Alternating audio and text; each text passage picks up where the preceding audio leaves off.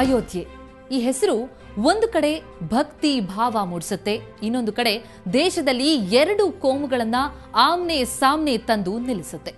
ಆದರೆ ಅಯೋಧ್ಯೆಯಲ್ಲಿ ಕೋಮು ಸೌಹಾರ್ದದ ಪ್ರತೀಕವಾಗಿ ಒಬ್ಬ ಟೇಲರ್ ಇದ್ದಾರೆ. ಹಿಂದೂ ಮುಸ್ಲಿಮರ ನಡುವೆ ದೊಡ್ಡ ಮಾನಸಿಕ ಕಂದಕವನ್ನೇ ನಿರ್ಮಿಸಿದೆ ಅಯೋಧ್ಯೆಯಲ್ಲಿನ ಈ ವಿವಾದಿತ ಸ್ಥಳ.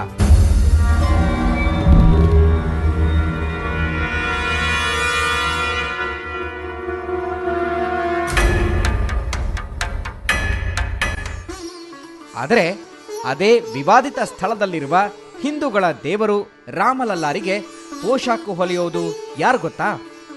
ಒಬ್ಬ ಮುಸಲ್ಮಾನ ದರ್ಜಿ.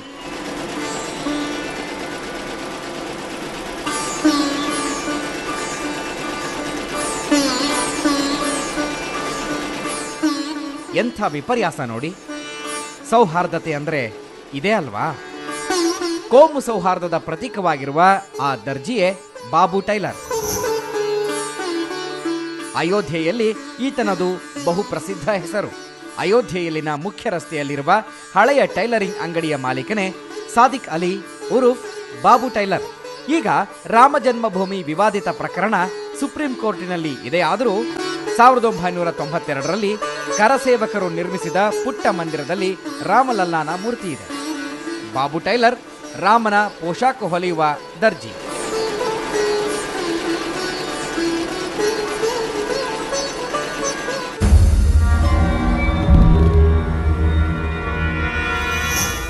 ಸಾವಿರದ 1992ರಲ್ಲಿ ಇಲ್ಲಿನ ಮುಸ್ಲಿಮರು ಜೀವ ಭಯದಿಂದ ಫೌಜಿಯಾಬಾದ್ಗೆ ಹೋಗಿದ್ರು.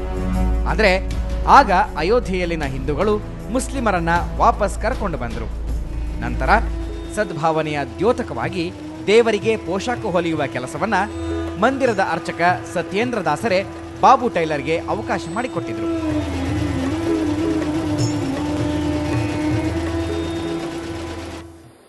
राम जन्मभूमि के पुजारी सत्येंद्र दास जी हम लोगों के बड़े अच्छे रिश्ते हैं, तो चलो कहीं यहाँ चलो हम कपड़ा सिलवाएंगे अपने घर भर का, परिवार का।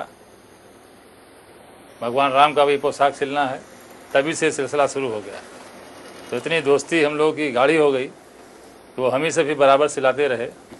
हमारा कारोबार ही यही है, बाबू टेलर, सिलाई काम करना।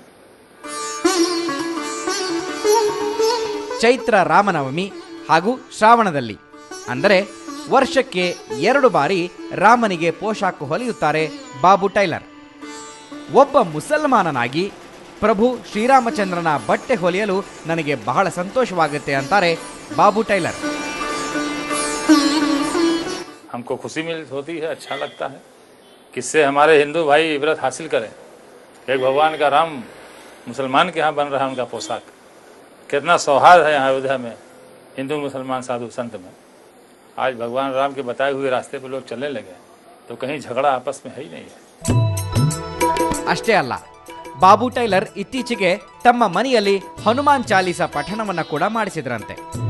ವಿವಾದಿತ ಸ್ಥಳದಲ್ಲಿ ಸೌಹಾರ್ದತೆ ಸಾರುತ್ತಿರುವ ಬಾಬು ಟೈಲರ್ ಅಯೋಧ್ಯೆಯಲ್ಲಿ ಇರುವವರಿಗೆಲ್ಲ ಅಚ್ಚುಮೆಚ್ಚಿನ ಟೈಲರ್.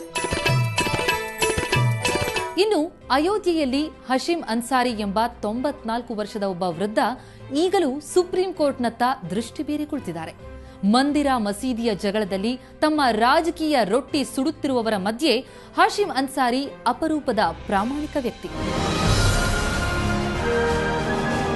ಹಾಶಿಂ ಅನ್ಸಾರಿ ಬಾಬ್ರಿ ಮಸೀದಿ ಆಕ್ಷನ್ ಕಮಿಟಿ ಪರವಾಗಿ ನ್ಯಾಯಾಲಯದಲ್ಲಿ ಹೋರಾಡುತ್ತಿರುವ ವ್ಯಕ್ತಿ. 60 ವರ್ಷಗಳಿಂದ ಹೋರಾಡ್ತಾನೇ ಇದ್ದಾರೆ. 94 ವರ್ಷದ ಈ ಹಾಶಿಂ ಅನ್ಸಾರಿ ಬಾಬರಿ ಮಸೀದಿ ಪುನರ್ ನಿರ್ಮಾಣ ಅಧ್ಯಕ್ಷರು ಕೂಡ. 65 ವರ್ಷಗಳಿಂದ ನ್ಯಾಯಾಲಯದಲ್ಲಿ ನಡೆಯುತ್ತಿರುವ ರಾಮ ಮಂದಿರ ಬಾಬರಿ ಮಸೀದಿ ಪ್ರಕರಣದಲ್ಲಿ ಜೀವಂತವಾಗಿರುವ ಅರ್ಜಿದಾರರಲ್ಲಿ ಇವರೂ ಒಬ್ಬರು.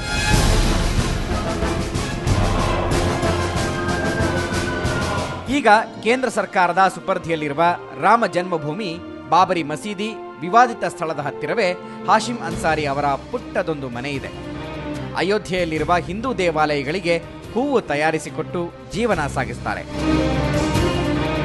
ರಾಜಕಾರಣ ಎಲ್ಲವನ್ನೂ ಹಾಳು ಮಾಡ್ತಾ ಇದೆ ಅಂತ ಹಾಶಿಂ ಅನ್ಸಾರಿ ಬಹಳ ಬೇಸರ ವ್ಯಕ್ತಪಡಿಸ್ತಾರೆ.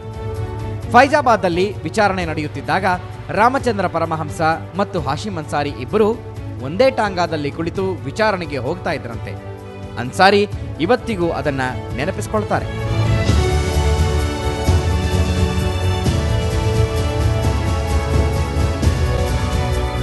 ಅಯೋಧ್ಯೆಗೂ ವಿವಾದಗಳಿಗೂ ನಂಟಿದೆ ಅನ್ನೋದು ನಿಜವಾದ್ರೂ ಕೂಡ ಹೆಚ್ಚಿನವು ರಾಜಕೀಯ ಪ್ರೇರಿತ.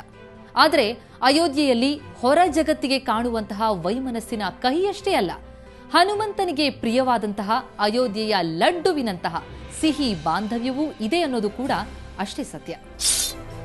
ಪ್ರಾಯಶಃ ಈ ಇಟ್ಟಿಗೆಗಳಿಂದ ರಾಮ ಮಂದಿರ ನಿರ್ಮಾಣವಾಗುತ್ತದೋ ಇಲ್ಲವೋ, ಆದರೆ ಕೆಲವೊಂದು ರಾಜಕೀಯ ಪಕ್ಷಗಳು, ಕೆಲವೊಂದು ಸಂಘಟನೆಗಳು ದೇಶದಾದ್ಯಂತ ವ್ಯಾಪಿಸಿದ್ದು ಇದೇ ಇಟ್ಟಿಗೆಗಳ ಮೆರವಣಿಗೆಯ ಕಾರಣದಿಂದ.